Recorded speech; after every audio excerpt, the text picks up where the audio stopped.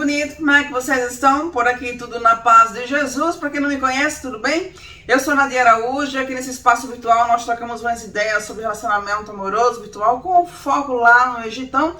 E paralelo a este foco principal aqui do canal, também trocamos ideias sobre experiências de vida nas mais diversas áreas, tá? Alertamos com os nossos erros, incentivamos com os nossos acertos. E vem pra cá também, manda tua história pra cá, vamos trocar as ideias, não se preocupe que ninguém vai saber que você é você, a sua identidade será totalmente preservada. Hoje nós temos uma história daquelas que a gente lê e fica daqui doidinho pra saber o fechamento, tá? Eu vou logo adiantando que a história da nossa Maria de hoje, ela vai ter parte 1 e parte 2, certo? Hoje vai ser a parte 1 e eu vou deixar vocês aqui com o coração na mão, tá? No Rivotril, no diazepam, na camomila, para saber a parte 2, que será amanhã, tá bom? Tô logo avisando. Então, sem mais demora, vamos lá a história, que a história é longa, tá? Eu já li a parte 1 e a parte 2, já sei, né, tudinho, mas confesso que quando eu fui ler o e-mail pela primeira vez, eu fiquei aqui, meu Deus, ai, meu, não, eu não acredito nisso, não é possível. Assim, tá bom? Vamos lá, né? Sem mais demoras. Olá! Faz pouco tempo que eu conheço o seu canal no YouTube. Chamou minha atenção a sua história sobre a sua saída da denominação Assembleia de Deus. Quem não viu esse vídeo, vai aqui e dá uma olhada lá. Daí comecei a assistir todos os seus vídeos. Sou da região sul do país e gostaria de contar um pouco da minha história e experiência na igreja. Ainda faço parte dela. Com relação ao meu divórcio e ao meu segundo casamento. Vamos embora. Já quero deixar claro que esta é a minha história. Aconteceu comigo, foge à regra. Isso não significa que é comum Deus trabalhar dessa forma com todos. Cada caso, um caso. Deus faz o que quer, como quer, quando quer. Então, vamos à história. Primeira parte, o meu primeiro casamento. Eu me casei em 2004, aos 23 anos de idade. Como manda o figurino. Tudo bonitinho. Depois de quase 2 anos de namoro, eu nasci num lar cristão assembleiano tradicional. Sim, eu usava só saia ou vestido, eu não cortava o cabelo, nem usava maquiagem, nem isso, nem aquilo. Participava do louvor, cantei em grupos, corais, solo, toquei em bandas, orquestras, a vida inteira. Eu sempre fiz tudo certo. Era fiel a Deus e seguia piamente as regras da igreja. Eu achava que Deus estava sempre esperando um erro meu para me punir. Era assim que meus pais me ensinaram, a minha mãe também, tá? Tenho a impressão que Deus era um velho, rabugento, chato, que torcia para a gente errar só para nos castigar. Eu também achava que se eu fizesse tudo certinho, seguisse todas as regras da igreja, eu sempre seria abençoada e nenhum mal aconteceria comigo. Afinal, se eu estava andando na linha, por que Deus iria me castigar? Era assim que eu pensava. Também acreditava na bondade de Deus, em milagres, maravilhas, etc. Mas nunca havia acontecido comigo. Eu conhecia Deus só de ouvir falar. Eu sabia que Deus era bom e poderoso, mas apesar de servi-lo por toda a vida, nunca havia tido uma experiência particular com Ele. Eu me casei com um jovem que parecia ser correto. Ele, com 24 anos na época, era trabalhador, amoroso, responsável, cristão assembleiano tradicional também. Depois de casado, só deixava cortar as pontas do cabelo, implicava com minhas roupas e até se eu colocava um perfume, ficava questionando, para que sair tão perfumada? Mas como havia sido criada desta forma, eu achava que aquilo era normal. Eu desde cedo comecei a trabalhar fora, nunca gostei de depender de ninguém. Quando jovem, aos 15 anos, queria minha festa, trabalhei e paguei a festa. Depois eu quis fazer faculdade, fui, paguei sozinha. Pós-graduação, paguei sozinha. Nossa festa de casamento, eu e ele pagamos sozinhos. Enfim, sempre que eu queria alguma coisa, já estava acostumada a pagar. Ia almoçar fora, ele sempre dizia, não tenho. Eu pagava. Convidava para passeios, nunca tinha dinheiro. E quem pagava? Eu. Eu realmente não me importava, como nunca dependia de ninguém para pagar nada para mim. Minha gente, vou dar minha pausa que eu não consigo. Eu acho o seguinte, eu não defendo essa ideia de que o homem tem que bancar tudo. O homem tem que bancar 100% e a mulher tem que ficar em casa, a mulher não banca nada. Ou então, se a mulher tiver o seu dinheiro, é só para ela e acabou. Não, eu não defendo essa ideia. Eu defendo a ideia de que, claro, o homem ele tem que ser o provedor. Ponto final. Mas a mulher também é legal que ela ajude o cara a bancar as coisas da casa. Se ela puder, claro, porque a gente também olha para o outro lado, que a mulherada, se por um lado o homem tem que ser o provedor, o homem tem que trabalhar para botar comida em casa, a mulher tem toda uma obrigação também de cuidar da casa quando os filhos nascem. Para quem é que vem a carga maior? É para a mulher. Então, assim, as obrigações estão bem meio a meio, né? Se bem que hoje em dia não tem essa coisa de o homem só prover, a mulher só trabalha em casa, não. Tem casais que ganharam na Mega Sena e todo mundo divide tudo, beleza. Mas enfim, em termos de dinheiro, eu defendo a ideia de que é legal que a mulher ajude o cara a bancar as coisas, ajude. Mas também, assim como Maria aqui, que ela, até um almoço, até um passeio, ela tinha que bancar. Ai, minha gente, aí também já não dá para nada ir, já não dá não. Prosseguindo. Bom, assim eu vivi com este homem por 4 anos. Apesar disso, ele me tratava bem, na medida do possível. Era o que eu pensava. Até que meu pai teve um problema de saúde e veio a falecer. Foi muito rápido. Para mim, foi como se o mundo desabasse na minha cabeça. Eu fiquei arrasada. Eu chorava todo dia, até soluçar. E meu esposo começou a perder a paciência. Ele me sacudia quando eu estava aos prantos, mandando eu calar a boca, dizendo que eu tinha que superar. Começou a me tratar mal, me humilhava. Ele se transformou em um ser bruto, insensível, cruel. Mudou da água para o vinho. Isso tudo em poucos dias após a morte do meu pai. Um mês depois, minha mãe viu que eu realmente precisava de ajuda e me levou ao médico, porque eu não estava conseguindo comer nem dormir. Fui, ela me deu umas vitaminas. Algumas semanas depois, eu já estava nova em folha. A minha vida começou a voltar ao normal. Mas o casamento não. O marido continuava bruto. Daí por diante foi ladeira abaixo. Brigas, desentendimentos, ciúmes. Ele começou a me controlar ainda mais. Brigávamos todos os dias. Até que numa dessas brigas, ele foi embora para a casa da mãe dele. Eu não fui atrás. Alguns dias depois, ele pediu para a gente conversar e resolvemos voltar.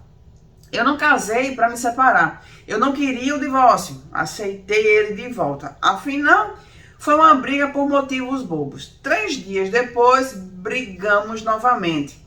Nesta época, eu havia saído do meu emprego, pois estava tentando uma vaga para trabalhar na área em que me formei. Eu tinha recebido uma boa indenização e decidi não aceitar emprego em outra área. Ele me perguntou durante a discussão se eu iria arrumar emprego logo. E eu respondi, só se for na minha área. Então ele disse, ah é? Ah, então vamos embora, porque eu não casei para sustentar a mulher, eu casei para adquirir. Como assim, meu filho? Então o cara queria que ela sustentasse? Pera, né? Deveria ser meio a meio. Também não é assim. Menina, eu surtei. Até eu tô surtando aqui. E olha que eu já li a história toda, tá? Eu já sei tudo que vai acontecer. Eu sempre paguei minhas contas e até as dele. Dividíamos todas as despesas. Sim, até o café da tarde. Ele era bem mesquinho. Se ele trouxesse um lanche, eu tinha que dar metade do valor para ele. Nunca pedi nada, nem um lanche ele pagava para mim. E me disse uma coisa dessas, mandei embora mesmo. Ele foi. E eu não fui atrás dele de novo. Passou alguns dias, eu comecei a me sentir culpada. Eu não queria o divórcio. O que eu ia fazer? Ir na igreja. O que eu ia pensar? Julguei que a discussão não era tão grave assim. E blá, blá, blá, blá. Resultado, fiz a maior burrada. Fui atrás. Aí começou meu tormento. Ele se enfiou na barra da saia da mãe dele. Não queria voltar para casa de jeito nenhum. Disse que se eu quisesse ficar com ele, teria que ficar ali, com ele, morando na casa da sogra. Detalhe, a casa era pequena, caindo aos pedaços, o cupim comendo as paredes. Tínhamos que dormir no chão da sala. Nossa casa não era grande, mas era bem mais confortável e tudo novinho. Mas era no pátio da minha mãe. Eu não entendi por que ele queria isso. Afinal, ele e minha mãe se davam muito bem. Inclusive, minha mãe o tratava melhor que um filho. Mas, como eu não estava afim de ser uma mulher divorciada, aceitei.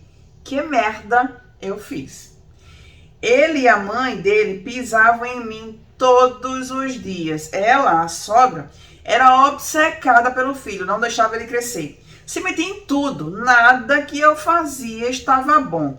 Fazia questão de competir comigo. E o filho ficou cada vez mais arrogante, prepotente e cruel. Eu fui muito humilhada, rejeitada, passei por momentos muito difíceis. Ele queria divórcio a todo custo e eu não entendia. Não aceitava. Eu, na tentativa de salvar meu casamento, me joguei nos braços de Deus, literalmente. Oração, jejum, consagração, dia e noite. Passava madrugadas adentro orando. Foram meses sendo constantemente humilhada dentro daquela casa. Cansei de estar orando e ele chegar no meu ouvido dizendo que não iria adiantar, que Deus não me ouviria, que eu era uma pessoa muito ruim. Eu realmente não suportava mais, estava além do meu limite. Numa noite, estava quase adormecendo quando ouvi o barulho de uma página de um livro virando. Abri os olhos para conferir se ele não estava lendo um livro, mas não. Ele estava assistindo TV e eu escutei muito nítido, como se estivesse do meu lado. Como não vi nada a respeito, voltei a fechar os olhos e apaguei. Mal sabia que era Deus virando a página da minha história. Na manhã seguinte, eram as 6 da manhã. Acordei com a sogra pisoteando em cima de mim para chegar até a TV da sala para assistir o culto. Detalhe, ela tinha TV no quarto e não estava estragada. Fazia isso às vezes às 3 horas da manhã. Também, quase todas as noites. Era assim para incomodar. Eu levantei, ignorei a presença dela ali.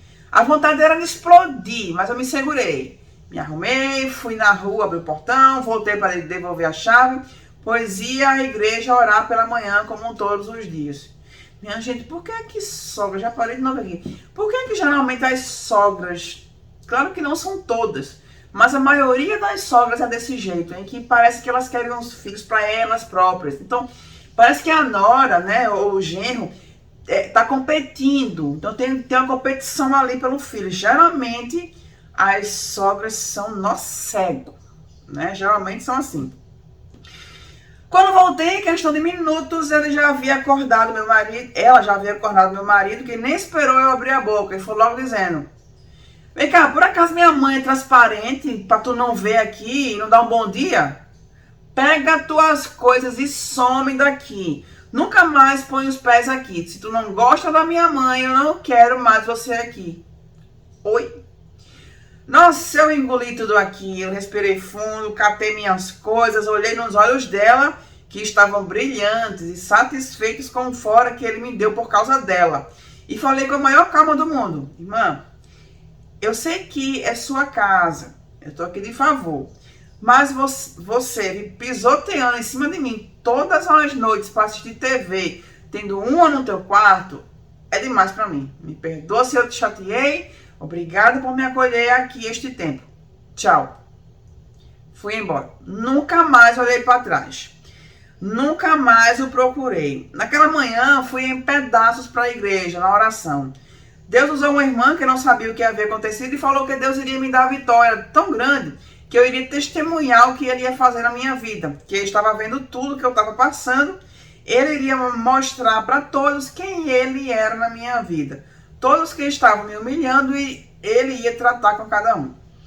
Depois deste dia, eu intensifiquei as orações, jejuns, mas não estava desistindo do casamento. Eu acreditava que Deus iria restaurar. Eu não fui atrás dele, mas acreditava que Deus iria trazê-lo de volta. O meu ex e sua mãe inventaram absurdos a meu respeito e começaram a levantar calúnia, que eu tinha amantes na internet e que eu havia desrespeitado a mãe dele dentro da casa dela, que eu era relaxada, porca, etc.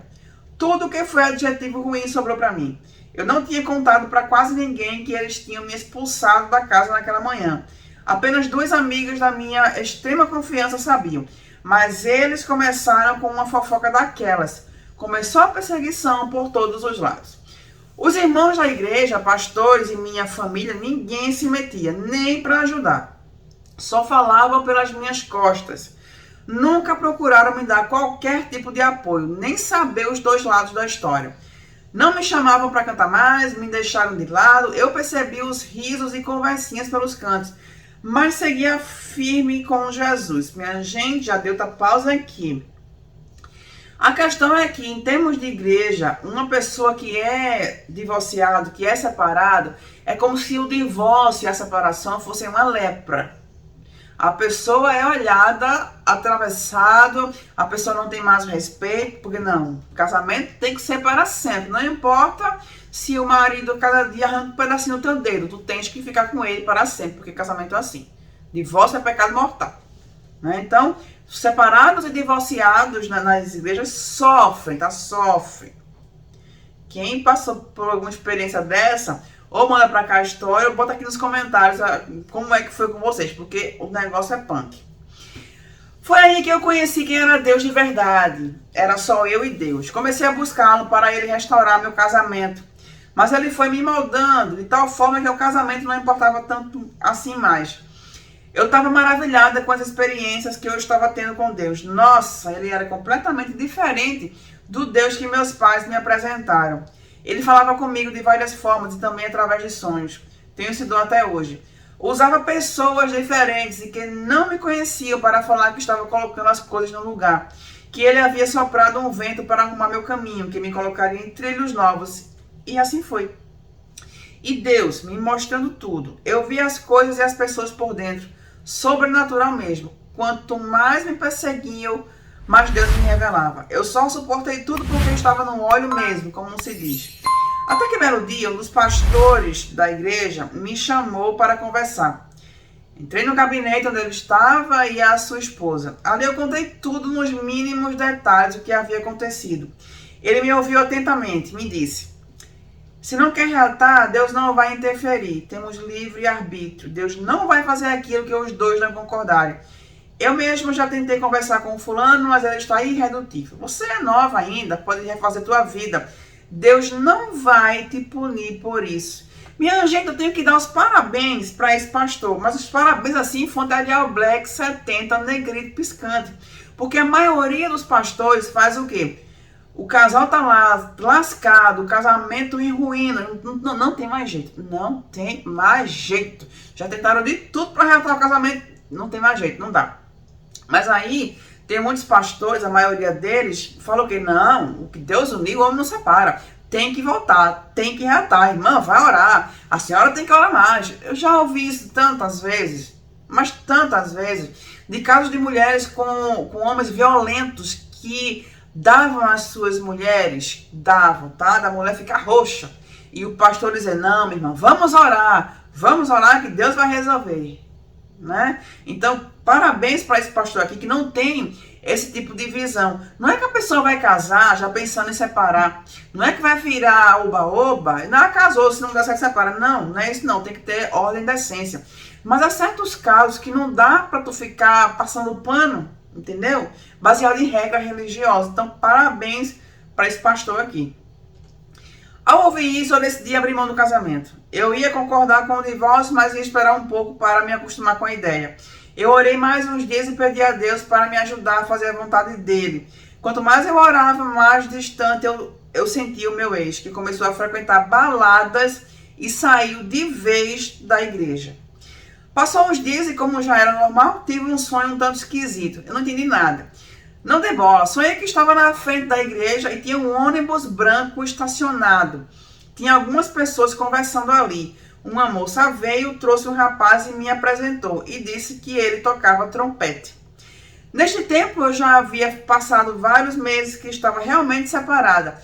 Eu já estava cuidando melhor de mim. Deus já havia me libertado da religiosidade. Eu já usava calça, maquiagem, cortei o cabelo. Estava me arrumando bem melhor e cuidando não só do espírito, mas também do meu corpo. Eu tinha um ótimo relacionamento com Jesus.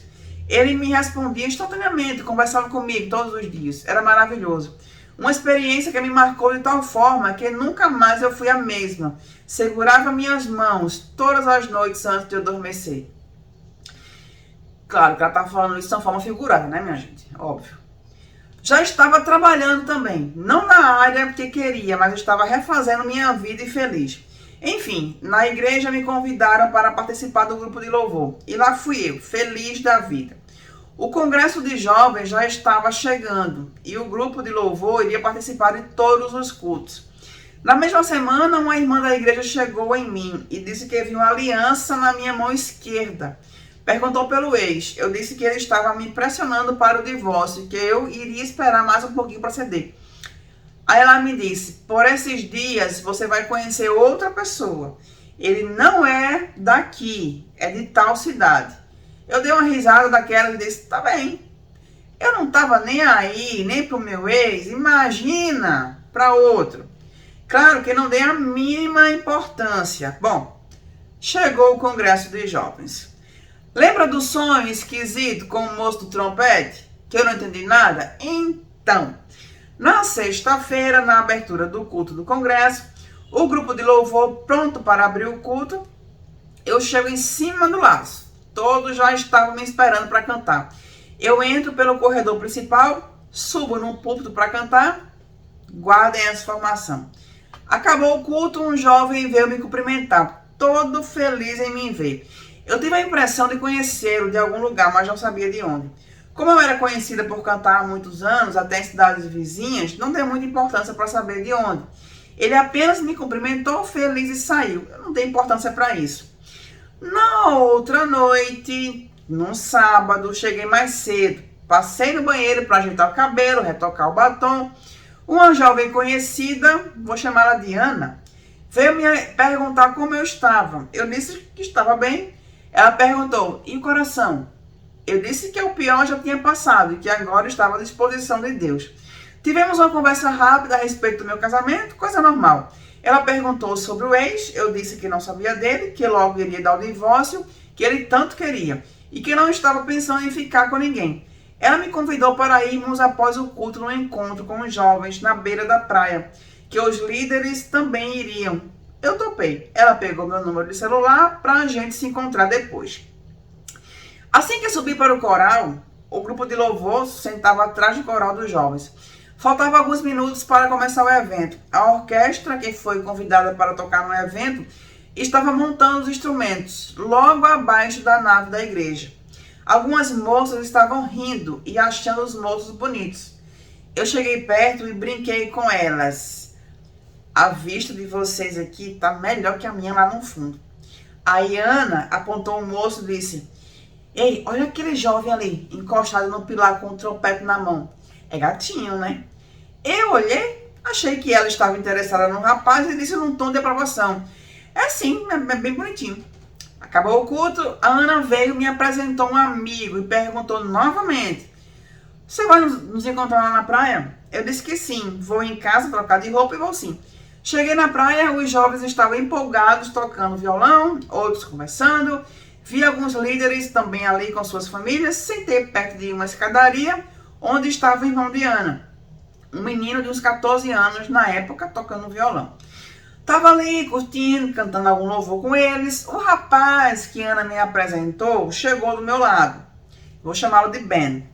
Ele veio todo charmoso, com cara de quem estava interessado em mim.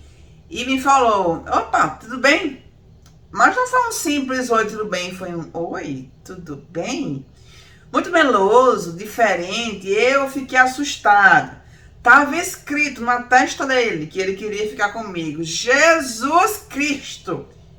Fiz uma cara de nojo e pensei rápido. E o que esse piá quer? Revirei os olhos e disse, bem seca, tudo. Ele nem se importou com a minha brutalidade, continuou puxando assunto. E eu só pensava, tem que me livrar desse guri logo. Dei graças a Deus que o pai de Ana chamou todos para descer para a areia, para ficarmos todos juntos. Mas Ben grudou atrás de mim e veio puxando o assunto a todo custo. Quando chegamos na areia, eu já fui logo dizendo: Ben, eu sou casada, estou separada há meses e meu ex-marido quer o divórcio. Eu estou tentando me acostumar com a ideia de ser uma mulher divorciada. Só faltou eu dizer: vá atrás de outra, porque eu não quero ficar com ninguém. Aí ele me disse: eu também estou num processo de divórcio. A minha ex está vivendo com outro e tem um filho de 3 anos. Nossa! Eu fiquei espantada e ao mesmo tempo aliviada. Ele tinha uma carinha de ser tão novinho, mas não. Tínhamos a mesma idade, 28 anos na época. E estávamos passando por situações semelhantes. Eu relaxei e decidi ser mais educada e conversamos bastante. Enfim, conversar com alguém da mesma igreja que está passando pelo mesmo problema foi um alívio, até que enfim alguém que te entende. Eu me senti confortável em contar tudo o que estava acontecendo comigo e ele também me contou muita coisa. Depois que eu contei tudo, vimos que o pessoal estava se movimentando para ir embora. Ele tirou do bolso um papelzinho e me entregou. Era o número do celular dele. Disse que eu poderia ligar a hora que eu quisesse. Ele morava a 300 quilômetros dali, na tal cidade que a irmã da igreja me disse que eu iria conhecer alguém. Lembra? Ben me olhou e disse: eu tenho o número do teu celular e eu já sabia toda a sua história. Eu fiquei assustada e não entendi nada. Ele começou a falar: no início dessa semana, eu assinei a separação. Eu estava destruído. Eu tirei uns dias de férias e vim passar o final de semana aqui, arejando a cabeça na casa dos meus pais. Os pais dele haviam mudado para a minha cidade há alguns meses e eu os conhecia apenas de vê-los na igreja. Ele continuou: ontem, quando cheguei na igreja, pedi para Deus me ajudar a recomeçar. Antes do culto começar, eu olhei para a porta da igreja e você entrou. Linda. Eu perguntei para o meu irmão: quem é aquela? Ele disse: eu não sei direito não. Mas como assim não sabe? Você mora aqui, você conhece alguém que sabe? Aí ele disse: eu acho que Ana sabe, mas parece que ela é casada. Eu vejo ela cantando e tocando, mas eu não sei de nada não. Eu disse: então descobre tudo a respeito. Que mulher linda, eu vou ficar com ela. Nossa, eu fiquei sem palavras, eu não estava acreditando naquilo. Aí a ficha começou a cair. A conversa no banheiro com Ana, um rapaz bonito do trompete, que ela perguntou se eu achava gatinho, o meu número que ela pediu, foi uma armação dos dois para descobrir sobre mim. Até aí eu não havia me dado conta do sonho que eu tive. No outro dia, era domingo, último dia do evento. Terminou o culto, a orquestra começou a desmontar os instrumentos e colocar no bagageiro de um ônibus branco estacionado na frente da igreja. Mas nem assim eu me lembrei do sonho. Levou uns dias para eu me dar conta que conheci o Ben de um sonho dias antes do evento. Claro, estamos casados hoje. Mas a continuação dessa história, o que foi que ocorreu nesse meu tempo todinho, vocês só vão saber amanhã. Fiquem aí morrendo de curiosidade. E já vou adiantando. Minha gente, prepara o calmante. Prepara o calmante, que a segunda parte dessa história eu fiquei aqui morrendo. Eu fiquei aqui com vontade de dar 30 tapas na cara desse Ben aqui. Não vou mentir não, fiquei. Porque ele aprontou uma com ela. Ele aprontou, tá? Vou logo adiantando aqui, dando spoiler da história. Ele aprontou com ela, eu fiquei com raiva dele. Fiquei mesmo. Fiquei com raiva dele, com vontade de dar 30 tapas na cara dele. 10 de cada lado, 10 no meio, pra equilibrar. Mas amanhã, tá? Amanhã venham aqui nesse mesmo horário, nesse mesmo canal, que vocês vão ver a continuação disso aqui, tá bom? Bom, vamos pra onde agora? Lá pros comentários, quero saber a opinião de vocês. E nos veremos amanhã, nesse mesmo horário, neste mesmo canal. Tchau, tchau.